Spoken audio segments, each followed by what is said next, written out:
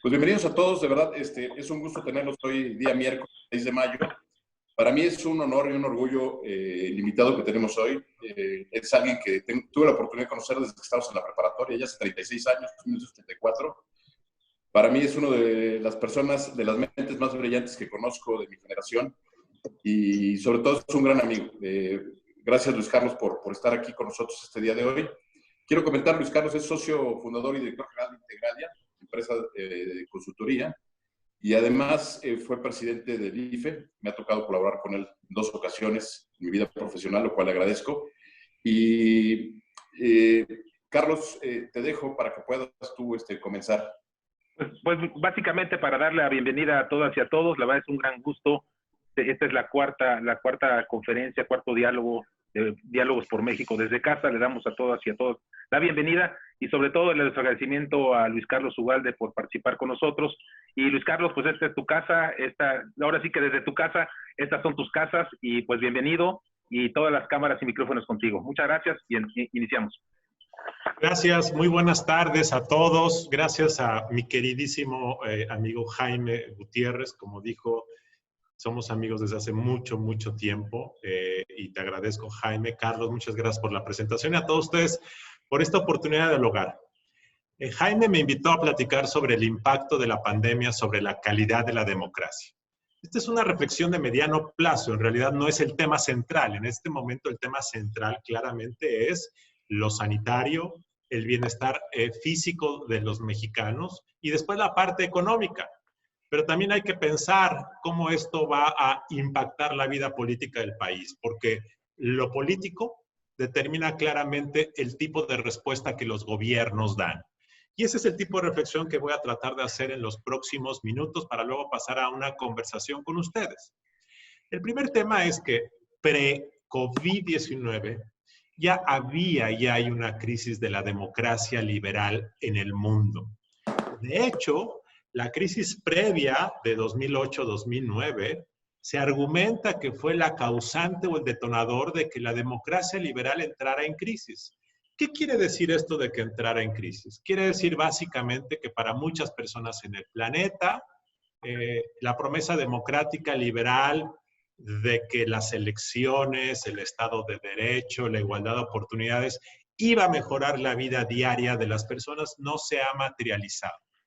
Y esta situación de que se ha generado más desigualdad de oportunidades, de que no hay piso parejo, de que los poderosos y los ricos avanzan más rápido que el resto de la población, ha puesto en crisis esta promesa democrática. Una de las razones por las cuales el populismo ha surgido en los últimos 10 años en el planeta es precisamente esto. Una de las razones por las cuales Donald Trump es presidente de Estados Unidos es justamente porque él llegó con una retórica de que solamente Washington y Wall Street estaban caminando y toda la clase trabajadora del Middle West y muchos pobladores de todo ese país lo han abrazado como una promesa porque en los últimos 20 o 30 años básicamente ha habido un estancamiento de la clase trabajadora, de las clases medias y en contraste Silicon Valley y Wall Street avanzan y avanzan y avanzan. De tal forma que hay una crisis del modelo de democracia liberal en el mundo. Y esto en México también ha ocurrido. México entró a la promesa democrática liberal en los años 90. Fue justamente después de la crisis de 1988 cuando resultó electo Carlos Salinas de Gortari, que hubo una gran efervescencia en donde se acusó que había habido un fraude electoral y que no había piso parejo en materia política y no había capacidad de expresión. Y los años 90 fue una apuesta de construcción institucional en democracia en donde nació el entonces Instituto Federal Electoral, surgió el financiamiento a los partidos políticos y se pensó que construyendo el andamiaje electoral íbamos a dar fruto a un sistema político moderno que trajera felicidad y prosperidad a todos. En 2000 justamente se da esa alternancia que para muchos fue simbólicamente el nacimiento de la democracia y muchos pensaron que ese era nuestro fin de la historia, que a partir de ahí México iba a ser un progreso lineal y ascendente. El hecho es que si uno toma como referencia todos los años, digamos, de la nueva democracia mexicana entre 2000 y 2018, uno lo que ve es que por una parte hubo una expansión de libertades, creció la clase media, disminuyó la pobreza extrema, aumentó la oferta de bienes para los consumidores mexicanos y otro tipo de beneficios. Pero por otro lado, en ese periodo la corrupción creció, la impunidad que ya existía en el siglo XX se consolidó y se expandió, las desigualdades entre algunas regiones del país se expandieron, el abuso del poder se mantuvo, la inseguridad que no existía se expandió a niveles inimaginables. Y para muchas personas, que la apuesta democrática se acompañe de más corrupción, más abuso, en ocasiones más frivolidad en el ejercicio del poder, es algo inconcebible. Y por eso es que justamente la retórica de López Obrador fue y ha sido exitosa, porque claramente exhibe que entre la promesa y la realidad hay un trecho enorme. Y esta es una de las razones de la frustración, el sufrimiento, el que efectivamente, aunque ha habido un avance en términos absolutos de grupos de la población que han superado la pobreza extrema, han superado la pobreza, clases medias, el hecho es que la percepción al interior del país es que unos avanzan mucho y unos aprovechan mucho del poder. Y esta situación y la percepción del abuso del poder genera mucha rabia, mucha ira y mucha frustración. Y esa es una de las razones por las cuales López Obrador triunfó en 2018. Quiero resaltar, antes de entrar al tema en cuestión, que López Obrador no es un creyente de la democracia liberal, y ese es un primer tema que hay que sacar. Ha habido una enorme frustración entre quienes creen en la democracia liberal, eso es, las instituciones, el Estado de Derecho, el método electoral, el equilibrio de poderes, el control gubernamental, el combate a la corrupción institucionalizado. Todos estos que son principios de la democracia liberal, son principios en los cuales López Obrador no cree. López Obrador cree en la democracia como un mecanismo transformador a favor del pueblo. Para López Obrador, la democracia es un instrumento de reivindicación popular. La democracia es acción. Por eso, cuando López Obrador se le dice dónde está la rendición de cuentas, que por qué hay asignaciones directas, que por qué no toma en cuenta al Congreso, López Obrador no entiende porque para él la democracia es útil en la medida en que ayuda a que el pueblo mejore. La división de poderes, el control institucional, la transparencia, son estorbos para un político populista que cree en la acción, en la transformación. Todas estas creencias liberales del buen gobierno, del equilibrio, de los procesos de control, de las mejores prácticas de gobierno corporativo, López Obrador no le importan, le parece que son intereses muy sofisticados de élites liberales conservadoras, y ese es el principal problema que hay en la concepción de López Obrador. Por eso es que hay un problema de diálogo y quienes creen en la democracia liberal, que eso es construir a partir del control un buen gobierno, pues para López Obrador eso no importa, porque lo que importa es que la gente tenga beneficios. En este entorno irrumpe la pandemia. Y la primera pregunta que se han hecho muchos analistas en el mundo es, si la crisis de 2008-2009 fue un insumo para que surgiera el populismo, bueno, no surgió en 2008-2009, ya venía surgiendo, pero lo expandió. La pregunta es si esta crisis de ahora lo va a fortalecer o lo va a debilitar. Esa es una pregunta fundamental. Ahora el mismo Donald Trump está en un gran problema porque la crisis económica puede desbaratar su base de apoyo. Bolsonaro en Brasil claramente está desafiando el estándar científico de contener la expansión de la enfermedad y está cayendo en popularidad. Pero hay muchas respuestas, pero la pregunta genérica es, ¿qué ocurrirá? Una primera manera de saber es cómo reaccionan los líderes populistas. Y hay diferentes modos de reacción. Por ejemplo, en Argentina, el presidente populista, peronista, Fernández, a diferencia de otros líderes, ha llamado a la unificación del país, ha llamado a la concordia, ha llamado a la unidad, y la grieta, es decir, la polarización, como le llaman en Argentina, se ha venido cerrando. Y el presidente se ha visto como un hombre de Estado y ha mejorado sus niveles de aprobación. En Brasil, Bolsonaro sigue polarizando y sus niveles de aprobación se han disminuido. En Estados Unidos, Trump mejoró y esta semana empieza a caer. En México lo platicaremos en unos momentos, pero depende. Pero claramente la pandemia lo que puede exhibir es la incapacidad y la eficacia de los gobiernos para responder con un método a este tipo de situaciones.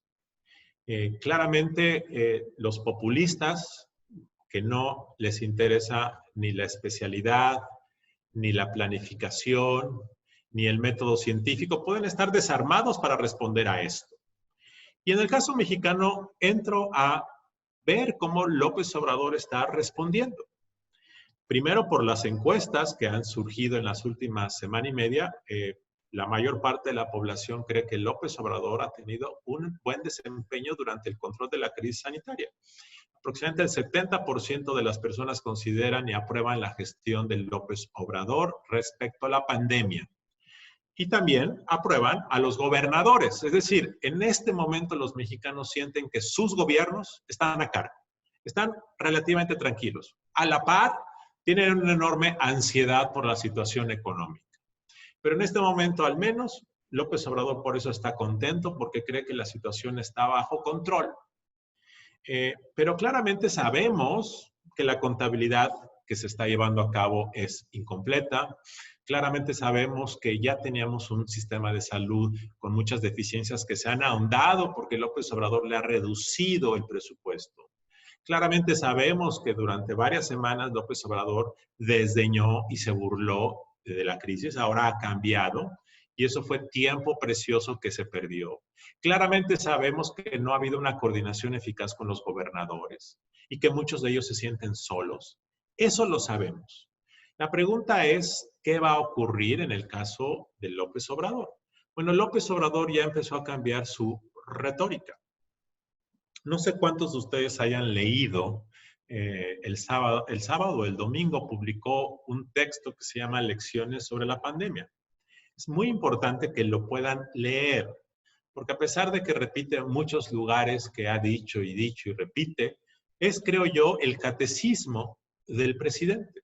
Y es la primera vez que yo veo que en un mismo documento están englobadas todas sus ideas. ¿Y qué es lo que dice el presidente? El presidente dice básicamente que quien nos va a matar no es la pandemia, sino el neoliberalismo. Es decir, ya tergiversó los términos. Y dice, esto no es una crisis del COVID-19, es una crisis del neoliberalismo. Y vean ustedes nada más el uso y la tergiversación de la lógica. Porque realmente lo que nos va a matar es que no hay suficientes médicos, enfermeras, porque el neoliberalismo introdujo términos de excelencia en la aceptación de estudiantes y como no había suficientes estudiantes por los que querían privatizar la educación, entonces no tenemos médicos y no se invirtió en educación y hubo corrupción. Entonces esto no es por el COVID-19 ni es por mi culpa, es por el neoliberalismo. Entonces esto, el daño que cause COVID-19 en realidad va a ser una justificación para que él diga que hay que ir aún más en contra del neoliberalismo. Primer tema, si ya se lavó las manos.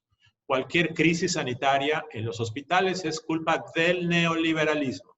Y la segunda es que los muertos en parte lo serán por el problema de la obesidad. Y entonces los culpables es la industria de alimentos procesados y de refrescos. Y este es un tema que el subsecretario López-Gatell repite todos los días y que el presidente le ha dedicado en muchas ocasiones las mañaneras. De tal forma que si nuestra tasa de letalidad es del 9%, del 10% y mueren muchos mexicanos, pues era culpa de la industria de alimentos procesados. De tal forma que López Obrador ya se está curando en salud. Veremos si esto tiene algún efecto a la hora de la hora. Pero lo que quiero decir es que el populismo siempre cambia los términos del debate. Y además, López Obrador va a aprovechar esta crisis para tratar de fortalecer su embestida en contra del neoliberalismo y su proyecto político. En este documento de lecciones sobre la pandemia da algunas soluciones. Reitera que un asunto fundamental es el amor y la compasión y la solidaridad. 2, dice que el tema de fondo es volver al origen, de tal forma que las comunidades rurales son el espacio en donde uno puede estar tranquilo. Ese es el espacio no pervertido por la modernidad neoliberal. Comenta que los organismos internacionales tienen que modificar su misión para no basarse en el concepto egoísta de interés privado, sino volver a la situación de la comunidad internacional, de la solidaridad. Y comenta que, por lo tanto, la solución a este problema en realidad es seguir combatiendo el liberalismo, el amor, la amistad, la concordia, las comunidades originales, la distribución de los medicamentos y introducir una reforma importante. De hecho, es probable que esta crisis del COVID-19 vuelva a López Obrador un internacionalista y que entonces inauguremos con esto la política internacional de López Obrador basada en el amor, la solidaridad y la eliminación del interés privado en las relaciones económicas internacionales. Este es un tema muy importante que seguramente va a ocurrir. Ahora bien, ¿cuáles son las consecuencias políticas que vemos? Y esto, lo que voy a decir en los próximos minutos, es parte de la investigación para nuestros clientes que llevamos a cabo en Integralia Consultores. Integralia Consultores es una empresa de análisis de riesgo político y lo que nosotros hacemos es tratar de ir viendo qué viene adelante para que nuestros clientes puedan irse adaptando y minimizando los riesgos de operación. ¿Qué vemos en Integralia? Primero, el tema de pesos y contrapesos. Gran parte del riesgo que implica López Obrador y el populismo en general es que los populistas quieren invadir todo el espacio institucional y personalizarlo. Y claramente aquí hay dos elementos. Uno es que en términos de emergencias, los líderes populistas tienden a asumir poderes extraordinarios. Claro, lo justifica la situación. Toques de queda, facultades extraordinarias en temas de gobierno por decreto, temas presupuestarios. La semana pasada, por ejemplo, antepasada, el presidente presentó una iniciativa para aumentar sus poderes presupuestarios, una iniciativa que afortunadamente se ha detenido. Están en este momento, por ejemplo, en términos del mercado eléctrico, tomando decisiones para favorecer a CFE y hacer disparejo el despacho de energía. Es el tema de las energías renovables. Y claramente las emergencias con la gente dispersa y confinada en sus hogares, el gobierno puede hacer lo que quiera. Y como todo el mundo está focalizado en un tema sanitario de protección, hay muchas cosas que están ocurriendo en este momento. Entonces hay un riesgo de que esta crisis sea una oportunidad del presidente para concentrar más poder, pero también es cierto que hay otro tema que es el tema electoral. En 2021 hay elecciones, es la elección más grande de la historia de México y claramente antes de COVID-19 en Integralia Consultores ya detectamos que lo más probable es que Morena tuviera un peor desempeño que en 2018, o dicho de otra manera, que le fuera menos bien que hace 2 años. En 2018 claramente para Morena fue un resultado extraordinario, pero el desempeño de sus gobiernos a nivel local, la caída de la popularidad del presidente, la situación de la economía que está deteriorada, la situación de la inseguridad que ha empeorado, todos esos factores pre-COVID-19 nosotros lo detectábamos como una situación de que Morena iba a decaer. Y un tema muy importante, los conflictos enormes que tiene Morena en todo el país. La pregunta es si COVID-19 va a acentuar esto o lo va a acolchonar. Creo que es muy temprano para poder concluir. Por una parte, estas encuestas que les comentaba de que se aprueba la gestión del presidente pues son coyunturales, pueden cambiar en cualquier momento, pero sobre todo el tema es que haya o no haya saturación de centros de salud, haya o no haya muchos fallecidos o menos fallecidos, lo cual habrá que esperar 2, 3 semanas para verlo. El tema es que después vendrá el impacto económico y sin duda ese impacto será importante. El presidente ya dijo hoy en la mañana y lo ha repetido mucho que la caída del PIB no importa. Y no importa porque para el presidente esas son medidas neoliberales. Lo que importa es el bienestar del alma, la solidaridad entre todos. De tal forma que si el PIB de México cae 15% este año, no importa. Al presidente lo tiene sin cuidado eso. Claro, el tema es que sí importa y 1 millón de desempleados o 1.200.000 o los que sean, sí importan e importan mucho. Pero la retórica del presidente va a ser esa. Nosotros pensamos en Integralia que sí va a haber un costo electoral para el proyecto político del presidente. Nosotros pensamos que ceteris paribus, lo que va a ocurrir es que seguramente Morena tendrá una mayoría menos potente en la Cámara de Diputados. La pregunta es si será, hoy tiene 66% Morena con sus aliados. La pregunta es si bajará a los 60 bajos o a los 50 o si bajará de 50. Pensamos que seguirá siendo la principal fuerza, pero no tan potente como el día de hoy. Y también pensamos que a nivel local, la presencia enorme que tiene Morena se va a acotar. Entonces, 2021, por una parte, durante este año, el presidente en los hechos, por la vía administrativa, burocrática, puede concentrar más poder. Por otra parte, lo electoral siempre es un colchón que nivela. Esto ya ocurrió en el año 2009, en cuando el PAN perdió como 60 diputados después de la crisis meses antes. También ocurrió en 1997, cuando el PRI perdió 70 diputados en esa elección 2 años después de la crisis del 95. Entonces, este es un tema que puede ocurrir, pero habrá que esperar. ¿Cómo impactará la pandemia en el equilibrio electoral? Segundo tema, el tema de la desigualdad. Claramente en Integralia nosotros pensábamos que las primeras mediciones del Coneval iban a arrojar buenos resultados para el gobierno, pero claramente ahora, aunque López Obrador esté inyectando más dinero a sus bases de programas sociales, es claro que el desempleo te puede jalar el problema hacia abajo y entonces el saldo será negativo. Tercer tema que nosotros vemos con mucha preocupación es el tema de la captura territorial del país por el crimen organizado. Este asunto ya era un problema mayor. En muchas entidades del país, el 60 o 70% del territorio ya es dominado por el crimen organizado. Eso es una realidad. Pero es probable que el efecto de esta pandemia sea que ese problema se expanda. Y se expanda primero porque los gobiernos locales tienen muy pocos recursos. Segundo, porque la calidad directiva de muchos ayuntamientos en México se ha caído, sobre todo con el resultado electoral de 2018. Tercero, porque como hemos visto en los medios, el crimen organizado está aprovechando este momento para expandir su base social, repartiendo despensas, eliminando a sus adversarios. Una razón por la cual en marzo aumentó la tasa de homicidios fue justamente porque en un momento de debilidad, pues el perro se quiere comer al ratón, perdón, el gato se quiere comer al ratón. Y en crimen organizado, en la industria, pues hay jugadores de diferente nivel. Este es un buen momento para eliminar a tus adversarios y por lo tanto la violencia se va a recrudecer. Piensen además, por ejemplo, en el tema del huachicoleo. El precio de los combustibles está tan bajo que el huachicoleo tendrá que moverse hacia otras actividades de delincuencia y por lo tanto creo que una razón es que habrá más expansión territorial del crimen, porque además ha habido por parte del gobierno una actitud permisiva de no ver, dejar pasar, y esto es un tema muy, muy grave. De hecho, dentro de algunos meses o durante 2021-2022 podremos ver quizá que la tasa de violencia se reduzca en el país y que sea presumida por el gobierno.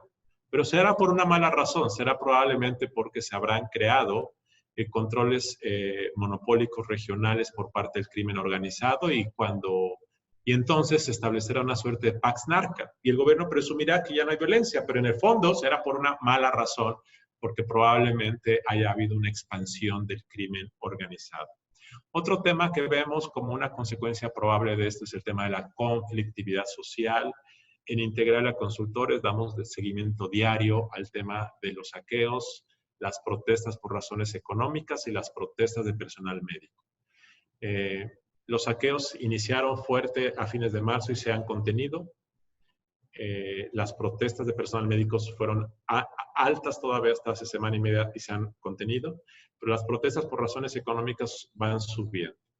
El impacto real del desempleo se empezará a sentir en algunas semanas. Todavía las personas, los 700,000 personas que han perdido el empleo, pues a lo mejor todavía tienen la liquidación, todavía están en la búsqueda, pero dentro de 6, 8 semanas ese impacto puede ser muy potente y es probable que veamos un tema de conflictividad social. Y finalmente, lo que vemos es un tema de polarización mayor. Ya la teníamos, pero los líderes populistas lo que conocen es la polarización. Y con un riesgo electoral en 2021, la estrategia dominante del presidente va a ser polarizar al país en dos. Él se queda con su tercio o su 40% y trata de polarizar para hacerla una elección de dos bandos, el pueblo y el antipueblo. Es la mejor manera de hacer el framework del proceso electoral. Y de esa manera tratará de que los demás fragmentados como están no le puedan competir. Aunque el presidente caiga en la aprobación a un 40%, ese 40% puede ser suficiente para que Morena, como ocurría antes con el PRI, gane y gane elecciones. Termino con la pregunta que planteé al inicio. ¿Cuál va a ser el impacto de todo esto sobre la calidad de la democracia? Y claramente tengo que decir que yo soy un creyente de la democracia liberal, a pesar de que acepto que sus resultados, en el caso mexicano, fueron muy malos. Y no fueron malos porque la democracia liberal esté equivocada. Fueron malos por la frivolidad, por la corrupción, por el abuso del poder de amplios segmentos o de algunos segmentos de la clase política mexicana. Eso, por cierto, no ha cambiado y tú puedes cambiar el nombre de tu bar y que si tu bar antes se llamaba neoliberalismo, tu bar ahora se llame 4T, pero los cantineros y los parroquianos pues, van a ser básicamente los mismos. Les gusta su tequila y se van a quedar hasta las 4 de la mañana si no cierras. Eso no va a cambiar. El tema nada más es que para quienes creemos en el principio de la democracia liberal, del buen gobierno, de los controles, del equilibrio y la separación de poderes, me parece que estos no son buenos momentos. No son buenos momentos porque si López Obrador resulta exitoso en su proyecto transformador o si sus criterios de éxito se mantienen, popularidad, mayor recursos para los grupos vulnerables, esto simplemente va a mantener vivo el proyecto de derruir los principios liberales de la democracia e instaurar una democracia popular participativa. Si a López Obrador le va mal, entonces va a haber más desesperación y frustración en la población y no crean ustedes que si le va mal a López Obrador, entonces volvemos a T-1. No, T-1 ya no existe, no va a existir. La pregunta es qué viene después. Y seguramente no será algo bueno. De hecho, no será bueno y probablemente entonces extrañemos a López Obrador. Entonces, creo que ciertamente el instrumento único que tenemos ahí son los mecanismos de control para contener los excesos o las omisiones. Creo que las elecciones de 2021 están ahí y son un buen instrumento. Creo que el INE sigue siendo una institución todavía fortalecida, competente, autónoma. Creo yo que la Suprema Corte está navegando con dificultad. La próxima semana, por cierto, se da el fallo sobre la famosa ley Bonilla. Ya veremos lo que ocurre. Pero claramente en México y el mundo no son buenos tiempos para la democracia liberal. Las elecciones son un instrumento, pero el enojo, la desesperación no son buenos aliados para este proyecto. Hasta aquí termino, Carlos, y por supuesto estoy abierto a sus comentarios. Gracias. Perfecto, querido Luis Carlos, pues muy interesante lo que estás comentando, lo que nos dices, interesantísima plática. Y abrimos para la sesión de preguntas y respuestas, si estás de acuerdo. Tenemos ya registradas ahorita José Luis Romero Hicks. José Luis, empezamos contigo. Gracias, bueno, pues felicidades, Luis Carlos, siempre es un placer escucharte.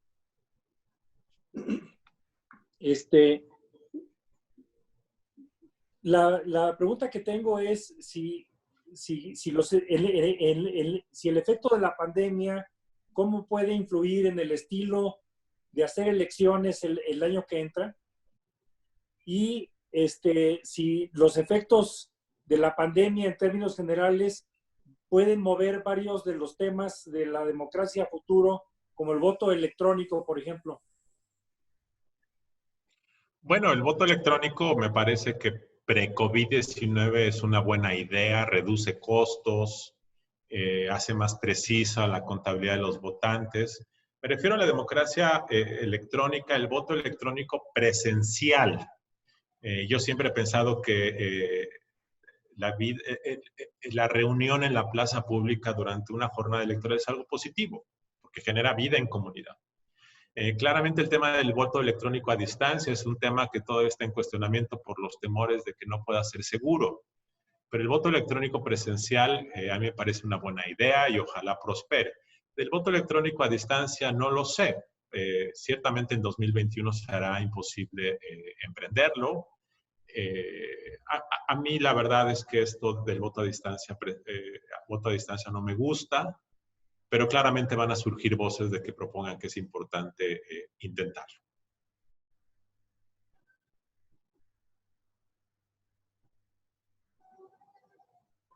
Perfecto. Tenemos ahora a Alberto Perezcano. Alberto, está abierto ya tu micrófono. Buenas tardes, muchas gracias Luis Carlos. La pregunta es, ¿tú observas el sistemático incumplimiento de la Constitución y de las leyes con ganas de normalizar la imposición de situaciones de hecho, aunque no de derecho? Y la vincularía a una pregunta complementaria. ¿De verdad crees que, habida cuenta de cómo se ha ido metiendo a los órganos constitucionales autónomos, el INE tiene la madurez para resistir el embate que podría ocurrir? Recordemos que está pendiente ahí la nominación de nuevos consejeros. Podrían hacer una nueva mayoría en el Pleno. Gracias.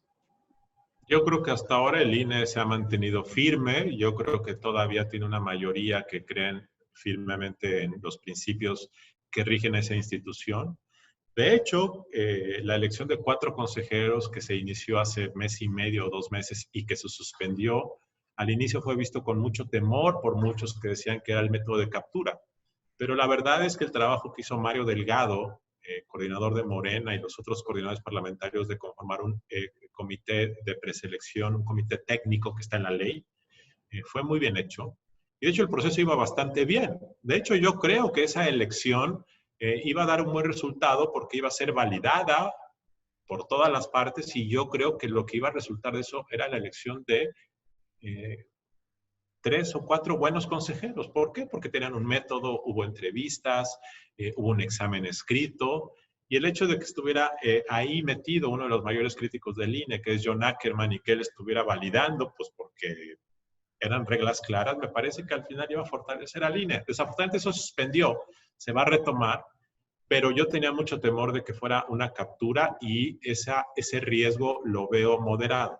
Ahora bien, el tema realmente del próximo año, más que el INE, es el presidente, porque el presidente, si percibe que hay un riesgo de que pierda, pues se va a querer meter. Ya hay una alerta amarilla en estos días de que mandaron cartas de entrega de algunos apoyos a través del IMSS con la firma del presidente, algo que está prohibido en la ley. El presidente la semana pasada dijo, está bien, acato, pero el día de ayer la Consejería Jurídica de la Presidencia impugnó esa prohibición, de tal forma que ese es el tema. Por ejemplo, pues según dice la norma, el presidente tiene que suspender sus conferencias mañaneras durante toda la elección. ¿Ustedes creen que López Obrador se va a retirar a su casa 3 meses sin mañaneras? Ese va a ser un problema mayor. Entonces, ese son el tipo de riesgos. El INE yo creo que está fortalecido. La pregunta más que el INE es el Tribunal Electoral, porque el Tribunal Electoral puede revertir las decisiones del INE. Y esa es un tema que hay que ver con lupa. Mario Sugawara nos está haciendo alguna pregunta por ahí. Mario, te abrimos el micrófono entonces para que hagas tu pregunta. Sí, gracias, Carlos. Gracias por la exposición. Tengo un par de preguntas. Mencionabas que es un buen proceso el que estaba viviendo el Congreso con la elección de los consejeros electorales. Sin embargo, ya vimos que pues ese proceso lo pueden llevar a cabo y al final del día no resulta bien. Ahí está el ejemplo de la Comisión Reguladora de Energía. Está el tema de la CNDH, hacen un proceso, lo simulan, lo arman y al final del día acaban haciendo y poniendo a la gente que quiere el presidente. ¿Cómo controlar? Digo, tú estuviste metido en el tema del IFE o INE. ¿Cómo acotar ese poder que tiene o que quiere tener el poder en esta parte tan importante para mantener la democracia, sea liberal, sea 4T, sea como sea, la democracia, ¿cómo podemos hacer los mexicanos para evitar que se haga una toma de la institución, que en este caso, bueno, que en los otros casos no se pudo evitar, ¿no? Gracias. Bueno, primero, Mario, esto no es nuevo. Y durante los últimos 20 años, los gobiernos, en plural, han una y otra vez querido entrometerse, presionar. Durante los últimos años, sobre todo durante los últimos 8 o 9 años, los gobiernos, en plural, han gastado y desviado una cantidad de recursos infame para apoyar a candidatos. Infame. Y esta corrupción en el fondeo de campañas políticas y de empresas y de empresarios es una cosa que ha distorsionado, ha debilitado y ha corrompido la democracia electoral. Esto ya ha ocurrido y ha sido muy, muy grave. Una de las razones por las cuales la incapacidad del gobierno actual por poder poner orden en la casa y poder contener la corrupción de los gobernadores se debió, en buena medida, creo yo, a cómo se fondeó la campaña de 2012. Entonces, ese problema ha existido y esa corrupción ha sido desbordada. Y también en ocasiones el INE y el Tribunal Electoral han sido acusados de no haber puesto en orden, en parte porque a veces no pueden, porque simplemente no se observa. Es un tema muy importante. Segundo, en el caso del Tribunal Electoral, en 2016 se eligieron a los actuales magistrados. Y un minuto antes de que fueran a tomar posesión, los partidos PRI, PAN y PRD se pusieron de acuerdo y cambiaron sus plazos. Era una acción totalmente inconstitucional. Claro, ellos pensaban que de esa forma iban a evitar que el nuevo gobierno se los apropiara. Pero muchos piensan que no importa eso, porque finalmente cualquier gobierno puede apropiarse de las instituciones. Entonces, ahora, ¿qué es lo que está pasando con el nuevo gobierno? Pues está pasando exactamente lo mismo, que el nuevo gobierno ve como un estorbo que le pongan restricciones y lo está haciendo entonces. Pero yo creo, a pesar de que para 2021 al menos, logísticamente hablando, el INE tiene la capacidad para contar votos, recibir votaciones con un estándar profesional, con el presupuesto todavía más o menos adecuado. Todavía, claramente, esta elección de los 4 nuevos consejeros en el último minuto se puede echar a perder. Sí, estoy de acuerdo. Pero al menos hay un comité de preselección que está acotando ese abuso. Al final puede ocurrir, sí puede ocurrir, pero es más complicado. Ya veremos, pero yo veo que puede haber una posibilidad de que el INE se mantenga. Aun y cuando si esos 4 consejeros nuevos fueran verdaderamente personas totalmente cooptadas, otra canción sería, pero yo creo que la prueba de que eso ocurra es baja actualmente. Perfecto, gracias, Luis Carlos. Tenemos a Javier Sandoval. Muchas gracias. ¿Me escuchan? Sí.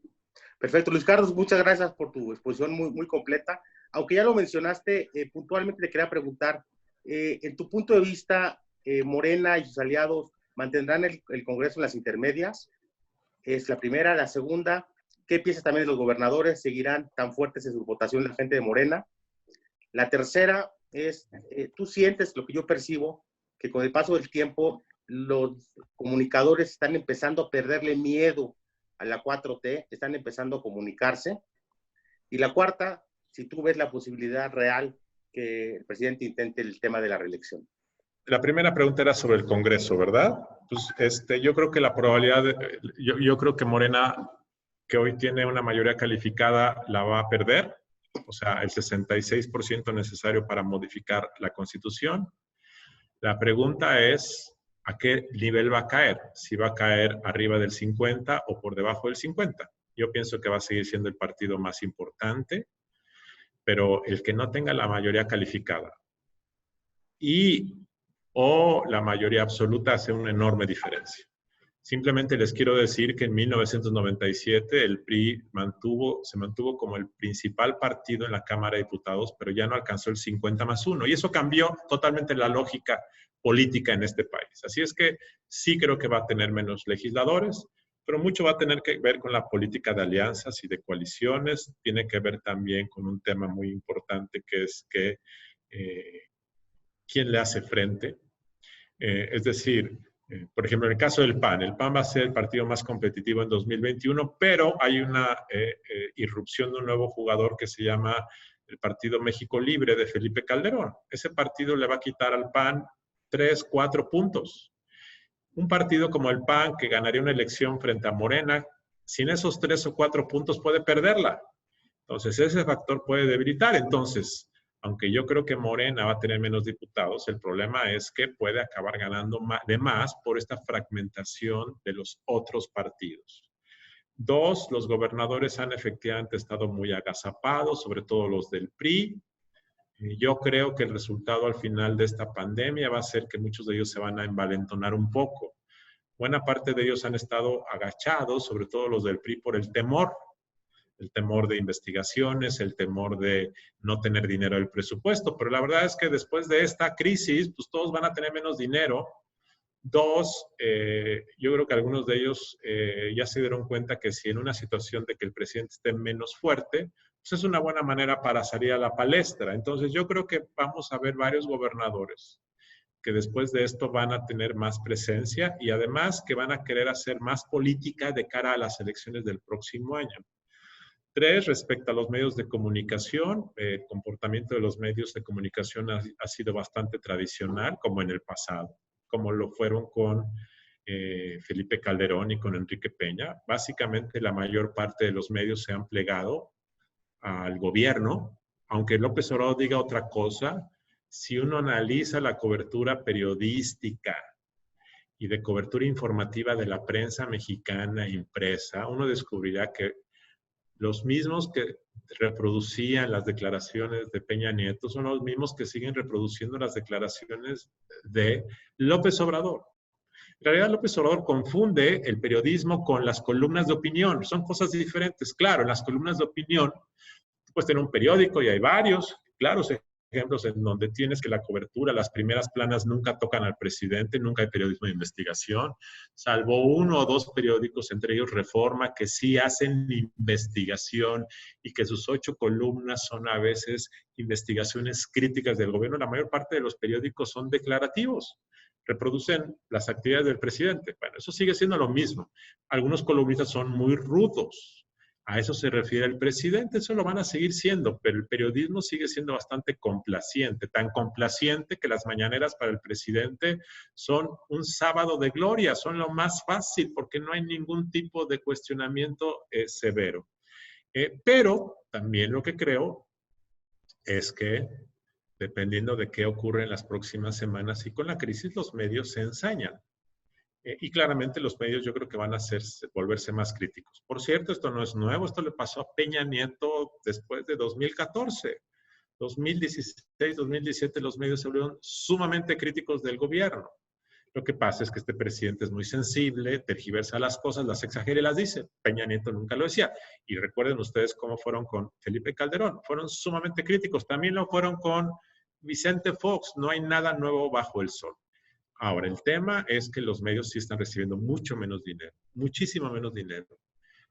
Y además, el efecto de esta pandemia puede ser que tengan menos lectores porque la gente ya no los compra en el puesto de la esquina.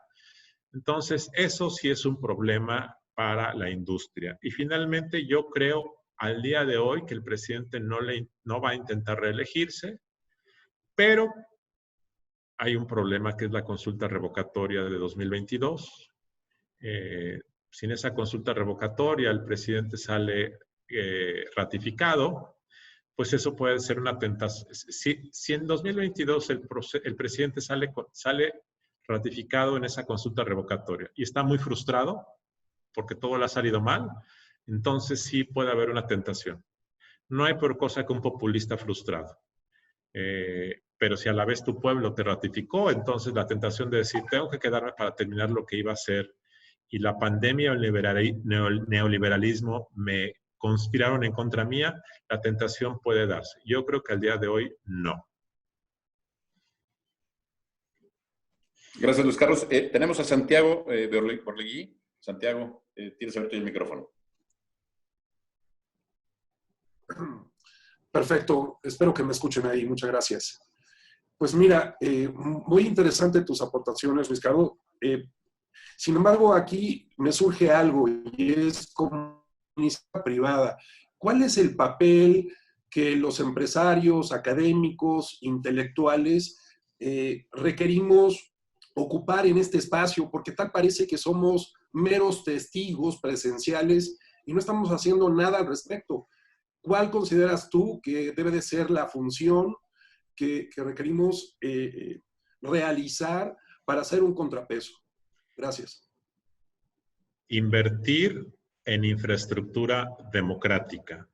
¿Qué quiere decir la infraestructura democrática? Todo aquello que te permite mantener un sistema plural, de crítica social, de medios de comunicación. ¿En qué hay que invertir? Hay que invertir en medios de comunicación. Hay que hacer donaciones para que haya más prensa profesional e independiente. Hay que donar para que haya más organismos de la sociedad civil. Hay que donar para que haya más observatorios. Eso es algo que se puede hacer y se debe hacer. El gran problema es que en general los empresarios mexicanos han sido siempre bastante apáticos, bastante timoratos y no quieren invertir. No le ven prefieren invertir en una rifa del avión porque creen que eso es lo que te compra acceso, que invertir en infraestructura democrática. Ese es el tema central. Entonces, esta pandemia le va a pegar mucho a los medios y buena parte de los medios, su mayor problema no es la independencia, sino el bajo profesionalismo. Vean ustedes la calidad de las preguntas al presidente todas las mañanas. Vean eso. Si ahí hubiera 5 buenos reporteros, otra cosa sería ese tipo de ejercicios del presidente. Entonces, ese es el gran tema. Hay que meterle dinero, pero claramente nadie lo está haciendo, pocos lo quieren hacer. Y la otra, hay que participar en actividades comunitarias. Me refiero a marchas, protestas, crítica. Pero yo diría lo primero, ese es el tema, invertir en infraestructura democrática. Gracias, Luis Carlos. Sigue Luis Sánchez. Luis, tienes el micrófono. Gracias, Jaime. Pues muchas gracias. Primero que nada, Luis Carlos, me parece muy buena e interesante tu plática. Tengo una pregunta. Parece que en México, o de acuerdo con lo mismo que está señalando, con lo que vemos en los medios, etcétera, el proyecto de López Obrador pues, pareciera imparable, ¿no? No hay equilibrios, los órganos autónomos están deshechos prácticamente, no hay contrapesos, pues los partidos están desaparecidos por complicidades, temor, a investigación, la razón que sea, o venganzas, ¿verdad? Pero están desaparecidos. Mi pregunta es que cuando menos lo que se ha visto, al único que le teme López Obrador es a Trump. Es decir, voy a decir en general a los Estados Unidos, pero en particular a Trump. Ahí está que Trump se mete a arreglarle que no tenga que bajar los barriles del acuerdo de la OPEP. Ahí está que ya digamos, parte de los arreglos o manejos que tienen. Ahí está el tema de que ponemos a la Guardia Nacional a hacerle el trabajo de Estados Unidos. Efectivamente construyó el muro, como bien dijo Trump, con el dinero de los mexicanos, etcétera. Pero también ahí está que López Obrador estuvo expedito a sacar el ahora nuevo NAFTA, ¿no? El nuevo Tratado de Libre Comercio actualizado con los Estados Unidos y Canadá. Entonces mi punto es pareciera que no hay ningún contrapeso a este señor y sus políticas, etcétera, etcétera. Los partidos y todo esto está desaparecido. Pero, ¿cuál va a ser o cuál verías tú que es ese factor de los Estados Unidos? Tan cerca de ellos, ¿verdad? Como ya se conoce mucho el dicho, pero yo creo que en este caso nos puede ser favorable. Nos puede ser favorable porque México no es Venezuela. Me refiero rápidamente, pues Venezuela no tiene 3,000 kilómetros de frontera con Estados Unidos, ¿verdad? México no es Venezuela en el sentido también de que no es el primer socio comercial de los Estados Unidos.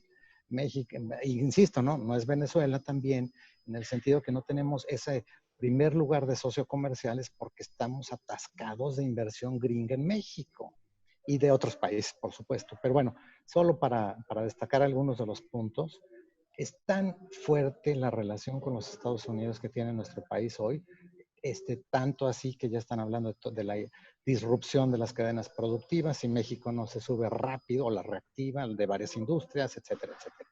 Entonces, regreso nada más al punto. ¿Cómo ves tú este tema? México no es Venezuela. No creo yo que pase lo que pasó en Venezuela. No quizás porque los mexicanos tuviéramos capacidad, no hemos encontrado, creo, cómo ponerle un alto a este señor. Llegará el 2021, por supuesto, pero ¿cuál es el factor de Estados Unidos? Estados Unidos no creo que permita que este país, así su backyard, ¿no? Se vaya para abajo, ¿no? Se destruya en la parte de seguridad, se destruya toda la parte democrática, se destruye el capital privado. Gracias. Mira, yo creo que la pregunta no es si vamos o no a ser Venezuela. Yo no creo que vamos a ser Venezuela. Nunca he pensado que vamos a ser Venezuela. La pregunta es, ¿cuál va a ser el impacto sobre la calidad de la libertad? ¿Cuál es el impacto sobre la calidad de nuestra democracia? ¿Cuál es el impacto sobre la eficacia del gobierno? Sobre la igualdad, sobre el Estado de Derecho. Primer tema. Segundo tema, la gran relación no es con Estados Unidos, es con Trump. En realidad, este gobierno no se ha dedicado a construir una buena relación con Estados Unidos, sino con Trump. Y es muy importante decirlo, porque Trump es un populista y en ese sentido, pues se entiende muy bien con otro populista. Y a Trump lo único que le interesa es todo aquello que fortalezca su posición política. ¿Por qué está feliz con López Obrador? Porque le construyó un muro de personas en lugar del muro de concreto. Básicamente envió a 27,000 tropas mexicanas a cuidar la frontera. Y claramente ese va a ser un factor central para la campaña de reelección de Trump. Entonces Trump está muy agradecido. Que eso detone la violencia en otras regiones del país porque no hay Guardia Nacional, a Trump no le importa. Que haya más desigualdad en México, a Trump no le importa. Que se destruya la libertad de prensa, a Trump no le importa. A Trump lo que le importa es, uno, detener la migración, y eso está ocurriendo. Y dos, que las cadenas productivas se mantengan para que la industria automotriz en Estados Unidos siga funcionando, lo cual se va a resolver. Todo lo demás que ocurra dentro de México, pues que se hagan pedazos, no importa.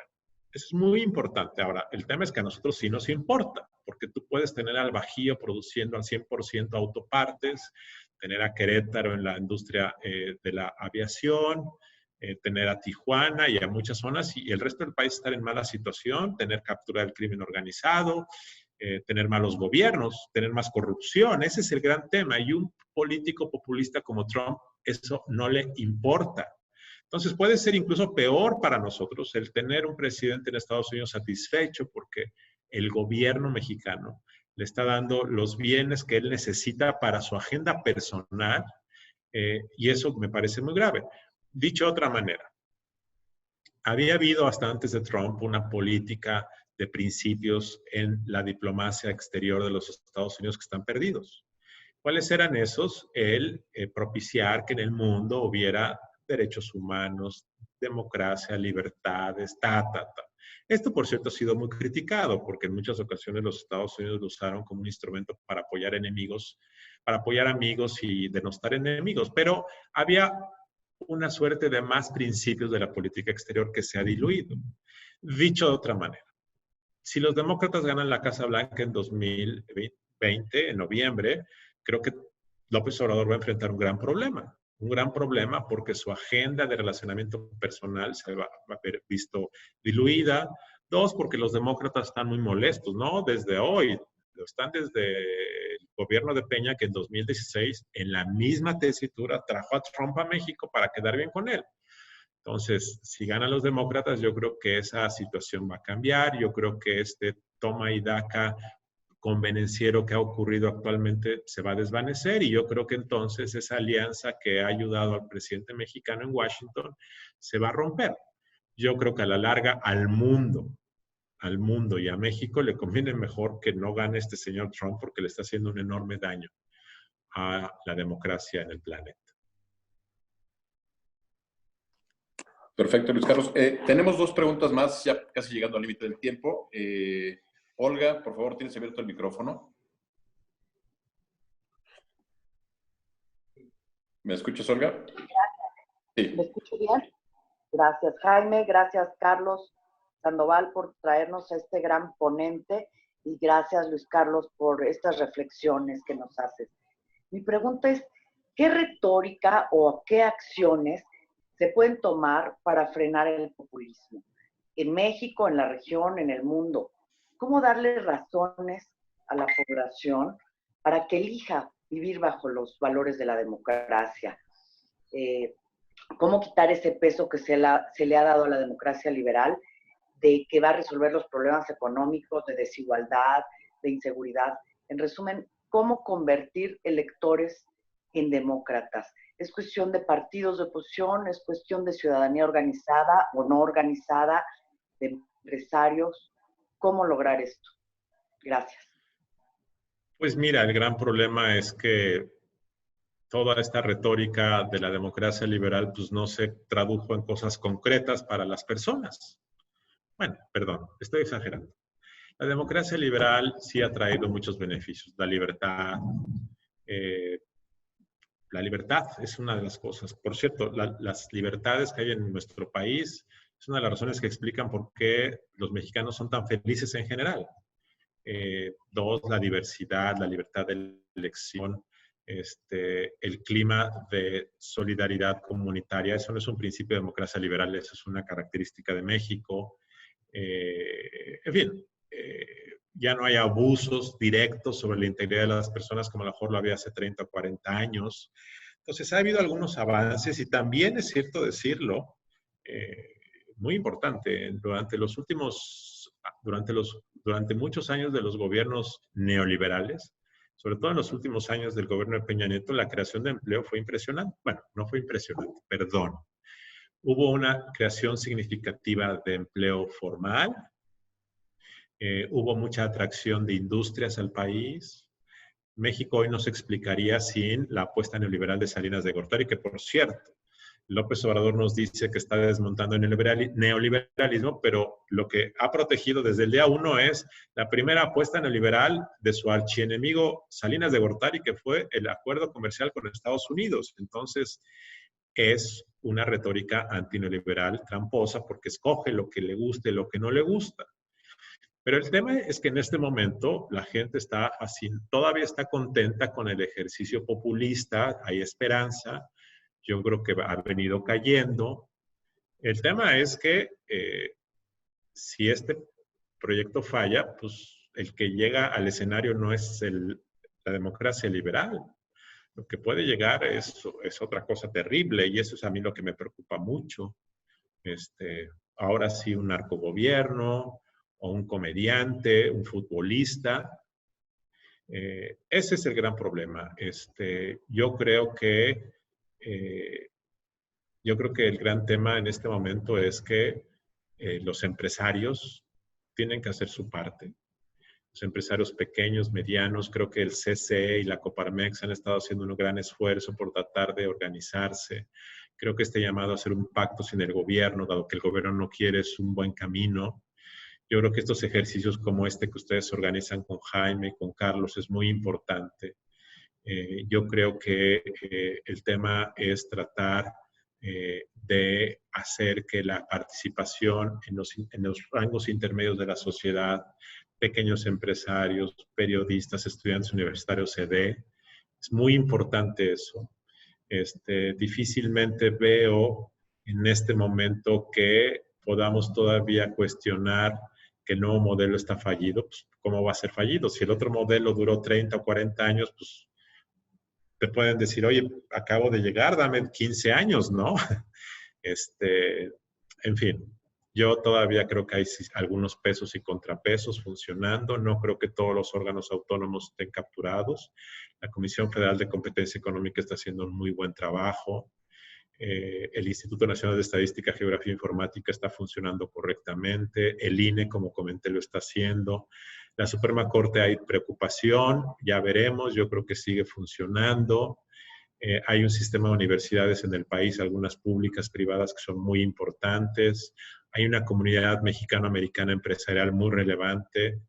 Es decir, hay una comunidad artística cultural que aunque muchos de ellos se sienten en empatía con el gobierno, también muchos de ellos detectan que esto no es lo correcto. En fin, yo creo que la diversidad del país, la fortaleza económica es también un punto muy importante que no debemos desaprovechar.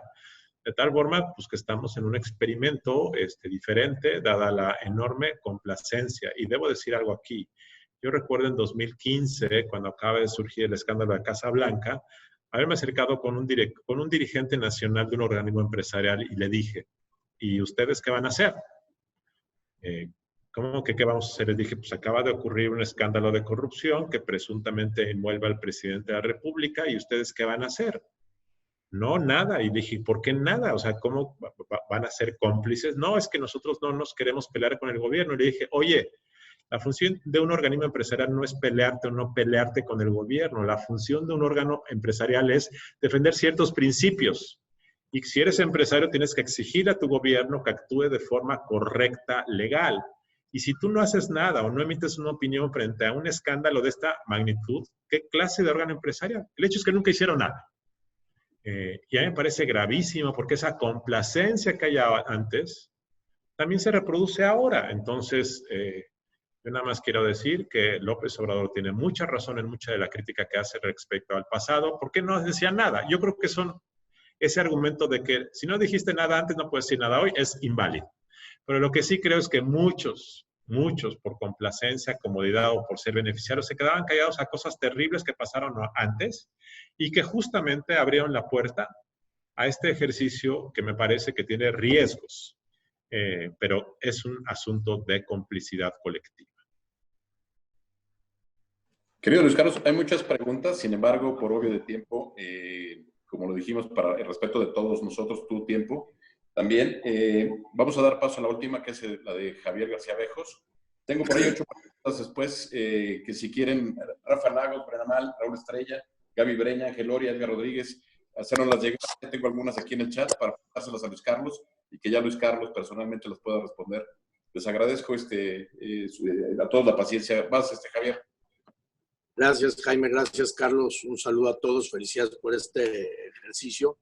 Doctor, un gusto saludarte. Yo creo que el diagnóstico de todo lo que está pasando ha ido generando como una mayoría de opiniones. Todos tenemos compartimos quizás la lectura de que las cosas no van bien, de que hay un ataque a la democracia, que el gobierno no está haciendo lo que debería en muchos campos, está generando mucha incertidumbre. Pero hay un tema que a mí me parece que es bien peligroso.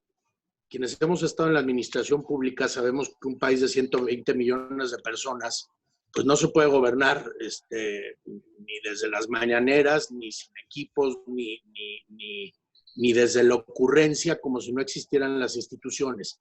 Y a mí particularmente me preocupa mucho el ataque que ha sido sistemático en contra de los servidores públicos. Les quito el aguinaldo, les bajo el sueldo. Cada vez tenemos a gente menos preparada en puestos de mayor responsabilidad ejerciendo el poder. Y cada vez estamos viendo que ese debilitamiento de las instituciones le está costando cada vez más al país, y basta con ver que después de lo que pasó con Prosper, el Seguro Popular y muchas otras decisiones polémicas, pues ahorita te viene una crisis de sanidad y lo que observas es que hay un problema de comunicación, de transversalidad entre el sector salud, el ejercicio de los recursos. ¿En dónde y cómo, doctor, qué podríamos hacer? Porque durante muchos años quizás avanzamos con el servicio civil de carrera y habíamos pensado que la tecnocracia o la meritocracia del gobierno más o menos funcionaba para preservar el orden de ciertas cosas. ¿Qué nos tendría que preocupar a los ciudadanos sobre la calidad del gobierno? ¿Cómo podemos exigir, buscar o generar instituciones o algo que detenga el deterioro de este problema que es fundamental? Porque si de por sí el coche no andaba rápido, pones un piloto que empieza a ser muy malo y eso lo haces en todas las esferas de gobierno, pues la realidad es que la afectación al final del día a nivel de resultados de y de cualquier gobierno va a ser mayor. ¿Qué ideas hay para detener esto, doctor? Gracias, Javier. Pues sí, esto me preocupa igual que a ti mucho. Creo que aquí hay una destrucción neta de patrimonio del Estado. Es decir, ya se desmantelaron instituciones, órganos, ya se corrió a gente, ya se perdió talento, ya se perdió memoria. Eso ya ocurrió. Eso ya es una pérdida neta. Dos, este año, con el decreto de austeridad, quieren aumentar esta pérdida. Imaginen ustedes cuántas computadoras se van a dejar de comprar, cuántos archivos se van a perder, cuántas personas van a dejar de producir simplemente porque no hay recursos. Es muy, muy grave. Esa destrucción ya está ocurriendo. La pérdida de sentido de pertenencia, de lealtad, de orgullo, es gravísimo, gravísimo. Entonces, desafortunadamente, buena parte de estas son medidas de decretos del Poder Ejecutivo y desafortunadamente, pues esta destrucción va a continuar mientras no haya alguien que le diga que no puede. Y ese alguien que le diga que no puede se llama Cámara de Diputados, no hay de otra. El nuevo presupuesto que el presidente tiene que elaborar para que sea aprobado por la Cámara de Diputados, en caso de que no se apruebe su ley, sus modificaciones a la ley de presupuesto, podría ser otra historia si no tuviera mayoría morena, pero la tiene, así es que esto va a seguir todo este año, desafortunadamente. Creo que la única manera de tener eso, desafortunadamente, será en 2021 a través de la Cámara de Diputados, pero ahí sí es una pérdida real, neta, completa. De hecho, algo que yo me estaba preguntando es, un nuevo gobierno, en 2024, si quisiera restaurar mucho de lo que se destruyó, ¿cómo podría hacerle? ¿Cuántos pedazos seguirá en el piso para tomarlos, pegarlos, reconquistar mucho del patrimonio? Bueno, porque también había excesos en la administración pública, que empezaron, por cierto, desde el gobierno de Fox, cuando ante la enorme liquidez de los precios del petróleo, mucho de ese dinero se fue a crear unas burocracias enormes, a nivel estatal eso fue terrible, entonces sí hubo un abuso, pero lo que está viendo ahora pues es una destrucción, entonces pues sí, estoy muy preocupado, es muy triste, es muy lamentable y creo que eso pues va a continuar. También quiero decir algo, ha habido también una destrucción en nivel de los gobiernos locales. Eso pues, no se ve a nivel nacional, pero la destrucción que ha habido ahí es terrible. Y el gran problema es que lo sustituyes con personas inexpertas, en ocasiones con avaricia, como es la naturaleza humana, muchas veces con un deseo de revancha, en ocasiones con resentimientos. Y esta es una mezcla terrible, terrible para la administración pública.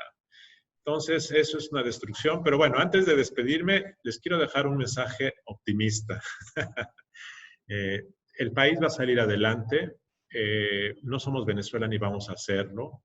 Tenemos, creo que, una oportunidad de rebote, no por lo que está haciendo el gobierno en México, sino por la vinculación de cadenas con los Estados Unidos. Creo que el plan Marshall que se va a implementar en ese país nos puede jalar hacia arriba. Creo que eso es una oportunidad importante. Creo que la otra oportunidad, y hay que decirlo, es que el presidente López Obrador es un buffer ante el descontento social. Es decir, lo que puede ocurrir, y ya estaba ocurriendo en países como Chile, de un enorme descontento, brotes de inconformidad, López Obrador sigue teniendo mucha legitimidad y eso puede ayudar a que esto no se desborde. Y esto no es cosa menor. Esa es una de las cosas positivas de que este presidente genera esperanza, vende mundos imaginarios, pero en este momento eso puede ser una oportunidad. Tercero es que seguimos teniendo una vida institucional a pesar de todo, y hay un sistema electoral que funciona y hay elecciones el próximo año. Cuarto, tenemos un sector empresarial que hay que despertarlo, porque no solamente se trata de abrir tu fábrica, tu empresa, tu consultora, sino se trata de invertir en infraestructura democrática, en la proporción que sea posible, y eso es algo muy importante. Yo deseo que, como siempre, debamos ver esto como una oportunidad para salir adelante, una sacudida fuerte. No veo bien las cosas, veo muchos riesgos en el panorama, pero también creo que tenemos que ver esto con una actitud creativa, adaptativa y poner la mejor cara posible. Muchísimas gracias. Muchas gracias, querido Luis Carlos. De verdad agradezco tu tiempo y que nos hayas dado esta plática, este servicio social para todos nosotros. Y se quedaron por ahí también otras dos preguntas, Fernando Peña y David Martínez, será para la siguiente ocasión, les hacemos llegar a Luis Carlos las preguntas.